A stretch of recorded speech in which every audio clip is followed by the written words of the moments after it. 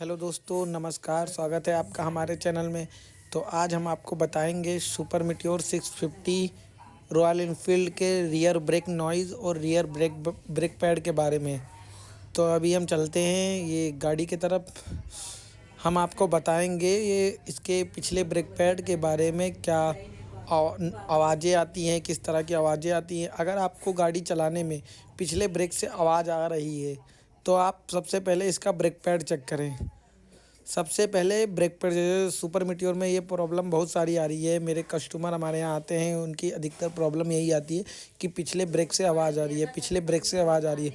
वो पैर दबा के चला देते हैं। अभी मैं आपको इसके ब्रेक पैड की कंडीशन दिखाता हूँ। ये देखिए ब्रेक पैड की कंडीशन। यहाँ पे ये जो लगा नहीं है, ये जो इसीलिए लगा दिया गया है कि इससे ज़्यादा आप यूज ना करें।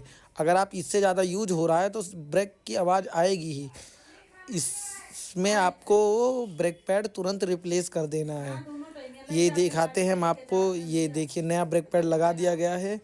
ये नया ब्रेक पैड लग गया है गाड़ी में। अब इसको हम चला के दिखाएंगे। ये गाड़ी में अब आवाज़ नहीं आ रही है, हमने चला के देख लिया है, गाड़ी में आवाज़ नहीं आ रही है। और इसके ब्रेक पैड की प्राइस हम दिखाते हैं, 2800 रुपये प्राइस पड़ेगा। ये गाड़ी के ब्रेक पैड का प्राइस 2800 रुपये पड़ेगा।